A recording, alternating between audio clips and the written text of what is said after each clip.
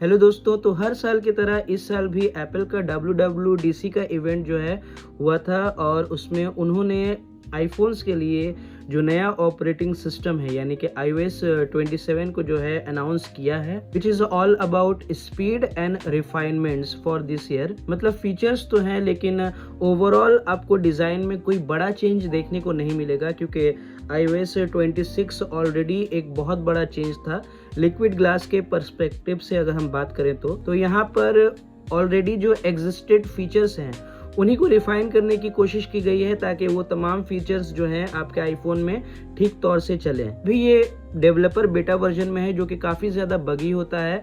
Public बेटा ये जुलाई के महीने में जो है रिलीज़ करने वाले हैं, लेकिन अगर आपको बग फ्री वर्जन चाहिए तो मेरे ख्याल से आपको सितंबर तक का वेट करना पड़ेगा। तो दोस्तों चलिए देखते हैं कि iOS 27 में कौन कौन से फीचर्स आपको देखने को मिलेंगे अपने आईफोन्स के लिए। लेकिन पहली बात यहाँ पर मैं क्लियर कर देना चाहता हूँ, iOS 27 का जो सपोर्ट है वो iPhone 11 और उसके बाद के सभी आईफोन्स के लिए है। बट ये जो भी फीचर्स मैं अभी बताने जा रहा हूँ ज़रूरी नहीं है कि वो ओल्डर आईफोन्स में भी आएँ, क्योंकि ज़्यादातर जो फीचर्स है वो एप्पल इंटेलिजेंस पर बेस्ड है और हम लोग जानते हैं कि एप्पल इंटेलिजेंस जो है वो iPhone 15 प्रोज, iPhone 16 और उसके बाद के आईफोन्स पे ही एप्लीकेबल होता है। तो दोस्तों जो पहला फीचर है वो लिक्विड ग्लास से रिलेटेड है।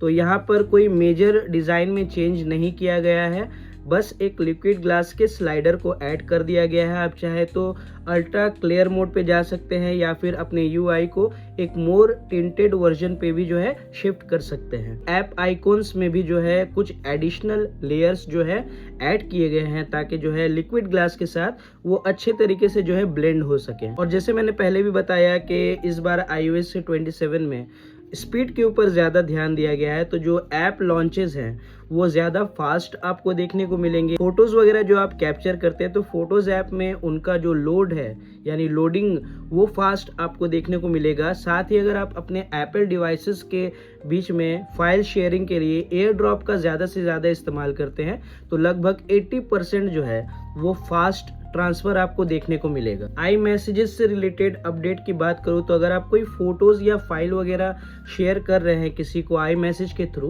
तो वहाँ पर जो है फोटो के जस्ट नीचे एक सेंडिंग इंडिकेटर जो है ऐड किया गया है। ये एक तरह का व्हाट्सएप का फीचर हम कह सकते हैं जो कि आई मैसेज में ऐड किया गया है।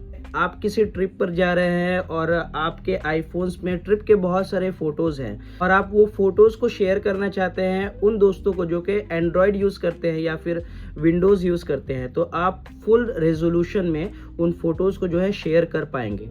एयरपॉड्स के लिए दोस्तों कस्टम EQ का सपोर्ट भी दिया गया है इस बार iOS 27 में। कुछ महीनों पहले हम लोगों ने ये न्यूज़ सुनी थी कि एप्पल जो है अपनी AI के गेम को जो है वो अपग्रेड करना चाहता है और इसके लिए एप्पल ने इस बात को एक्सेप्ट कर लिया था कि उनका जो AI मॉडल है या फिर जो एप्पल इंटेलिजेंस है वो उतना ज़्यादा स्मार्ट नहीं है compare to Google's Gemini model. तो उसने गूगल के साथ जो है कोलैबोरेट किया था और iOS 27 में उस कोलैबोरेशन का पूरा यूज़ हमें देखने को मिलेगा। यानी जितने भी ऑन डिवाइस मॉडल्स हैं या फिर जो टास्क हैं, चाहे वो इमेज जनरेशन से रिलेटेड हों, चाहे वो पर्सनल कॉन्टेक्स्ट अंडरस्टैंडिंग से रिलेटेड हो या फिर डिफरेंट ऐप एक्शंस से रिलेटेड हो या फिर ऑन स्क्रीन अवेयरनेस की बात हो, इन सभी टास्क को जो है परफॉर्म करने के लिए आपको जो है गूगल और एप्पल का कोलैबोरेशन देखने को मिलने वाला है। ये कोई नई बात नहीं है दोस्तों, 2 साल पहले से हम लोग ये सुन रहे हैं कि ये चीज़ आपको देखने को मिलेगी। स्मार्टर सीरी आपको देखने को मिलेगा। एप्पल जो है अपने इतने पुराने प्रॉमिस को जो है पूरा करने वाली है। सीरी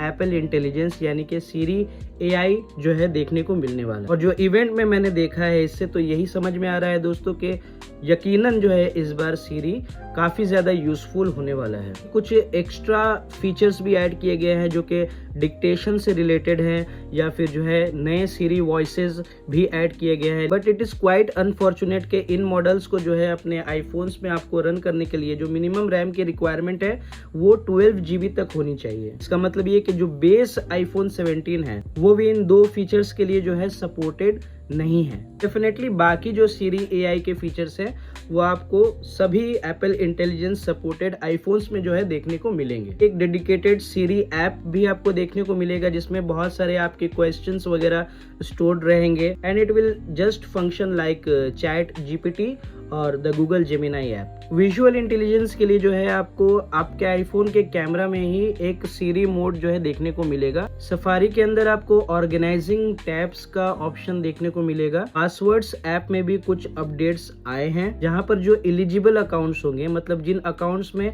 रिक्वायरमेंट होगी पासवर्ड अपडेट करने की, तो वो स्ट्रॉन्ग पासवर्ड्स को जो है एआई के थ्रू ऑटोमेटिकली जो है अपडेट करके दे देंगे। मेल ऐप में और आई मैसेजेस में आपको सजेशंस का ऑप्शंस देखने को मिलेगा, जहाँ पे किसी भी पार्टिकुलर मैसेज को आप चाहे तो रिमाइंडर में या फिर नोट्स में जो है वहीं से ऐड कर पाएंगे। या मान लीजिए किसी ने आपको किसी पार्टिकुलर इवेंट से रिलेटेड किसी फोटोज की डिमांड की है मैसेजेस में, सो एआई जो है उन कीवर्ड्स को जो है समझेगा और आपको a set of photos suggest करेगा, जिसको आप चाहे तो अपने हिसाब से सिलेक्ट करके जो है सेंड कर सकते हैं। साथ ही मेल ऐप में भी जो है कोई अगर इनकमिंग मेल आ रहा है तो उससे रिलेटेड एक मोर कैपेबल जो है रिस्पॉन्स जो है ऑटोमेटिकली जो है जनरेट किया जा सकता है through AI. Now with the help of your natural language आप चाहे तो किसी इवेंट को जो है ऐड भी कर सकते हैं और एडिट भी कर सकते हैं अपने कैलेंडर ऐप में। चाहे तो किसी कॉन्टैक्ट के नाम को भी जो है वहां पर जो है इवेंट में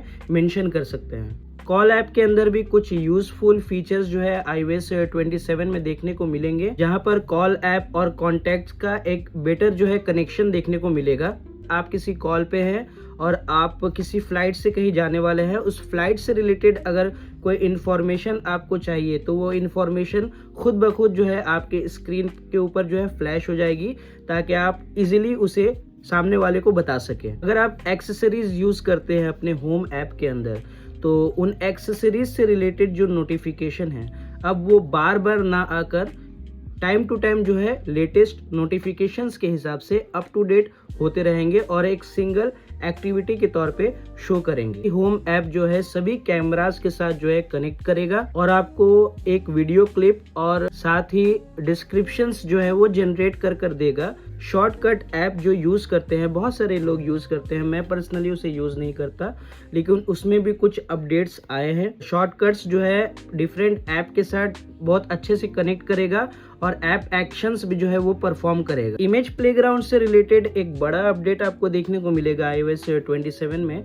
जहां हाई क्वालिटी जो है आप इमेजेस जो है जनरेट कर पाएंगे। और जनरेट करने के बाद भी अगर आपको ऐसा लगे कि इस इमेज में कोई पार्टिकुलर चीज में मुझे चेंज करना है तो वो भी आप चेंज कर सकते हैं। इमेजेस को चाहे तो आप आई मैसेजेस में बैकग्राउंड्स के तौर पे यूज कर सकते हैं। इवन कॉन्टैक्ट पोस्टर्स और लॉक स्क्रीन वॉलपेपर्स के लिए भी जो है यूज कर सकते हैं। यानी कि बेसिकली जो इमेज आप जनरेट कर रहे हैं उसे डिफरेंट एस्पेक्ट रेशियो में आप यूज कर सकते हैं। फोटोज ऐप के अंदर दोस्तों 3 टूल्स को जो है इस बार ऐड किया गया है iOS 27 में। पहला जो टूल है उसके बारे में हम लोग जानते हैं, वो तो पहले से ही था, क्लीन अप, लेकिन जो है दोस्तों उसमें बहुत ही अपडेट की ज़रूरत थी क्योंकि वो सही तौर पे काम नहीं करता था। अगर हम कंपेयर करें कंपटीशन से, जैसे कि मैजिक इरेजर से या ऑब्जेक्ट इरेजर से सैमसंग वाला, तो आईफोन का ये जो क्लीन अप फीचर था वो बहुत ही पीछे था, लेकिन इसमें इम्प्रूवमेंट किया गया है और ये इस बार सही तौर पे काम करेगा। इसके अलावा एक एक्सटेंड इमेज का ऑप्शन आपको देखने को मिलता है, जहाँ पे कोई भी इमेज हो, कोई भी फोटो हो, चाहे वो आपके आईफोन से खींची गई हो चाहे किसी और फोन से खींची गई हो, लेकिन आपके फोटोज ऐप में वो है, तो आप उसे क्या कर सकते हैं, उसे आप श्रिंक कर सकते हैं, छोटा कर सकते हैं और एआई के जरिए जो स्पेस उसके अराउंड होगा वो अपने आप जो है फिलअप हो जाएगा। यानी कि फोटो का जो फ्रेम है उसको बेसिकली आप और बड़ा कर सकते हैं और ज़्यादा एलिमेंट जो है उसके अंदर एआई के थ्रू जो है ऐड हो सकता है। और तीसरा जो ऑप्शन है वो रीफ्रेम का ऑप्शन है, यानी कि आपने फ़ोटो लिया और आपको उस फोटो का एंगल जो है पसंद नहीं है, तो आप चाहे तो उसके एंगल को जो है चेंज कर सकते हैं। iOS 27 में दोस्तों चाइल्ड सेफ्टी और पेरेंटल कंट्रोल्स पे बहुत ज़्यादा ध्यान दिया गया है, ताकि आपका चाइल्ड अगर आईफोन या आईपैड वगैरह यूज़ कर रहा है तो उस पर कोई ऐसी चीज़ ना देखे जो उनके एज के लिए इनएप्रोप्रिएट हो। पेरेंट्स का बहुत ज़्यादा कंट्रोल होगा अपने चाइल्ड के ऊपर कि ज़्यादा स्क्रीन टाइम वो ना बिताएं उन डिवाइसेस के ऊपर, तो ये काफ़ी अच्छी चीज़ है दोस्तों। तो these are all the updates and the newly added features in iOS 27, जो कि डेफिनेटली एक Snow Leopard forward type update है जैसा कि मैक्स के लिए था, यानी कि बहुत ज़्यादा फीचर्स यहाँ पर देने की कोशिश नहीं की गई है। ऑलरेडी जो फीचर्स दिए गए थे या फिर जो वादे किए गए थे, जो प्रॉमिस की गई थी, उसको पूरा करने की यहाँ पे कोशिश की गई है। जस्ट एक छोटा सा सजेशन मैं आपको देना चाहूँगा, अगर आपके पास आईफोन है और वो आपका इकलौता प्राइमरी डिवाइस है तो प्लीज़ उस पर किसी भी तरह का डेवलपर या फिर पब्लिक बेटा आप इंस्टॉल मत करना, क्योंकि हम जानते हैं कि जो मेन वर्जन होता है, जो बहुत ही ज़्यादा स्टेबल वर्जन होता है, वो सितंबर में रिलीज़ होता है। तो ये जो बेटा वर्जन्स होते हैं, चाहे वो पब्लिक बेटा हो या फिर डेवलपर बेटा हो, वो काफ़ी ज़्यादा बगी होता है। तो आपका जो स्टोर्ड डेटा है या फिर बहुत सारे ऐप्स है वो सही तौर पे जो है काम नहीं भी कर सकते हैं और फ़ोन वगैरह वो हैंग भी हो सकता है और पूरा यूआई जो है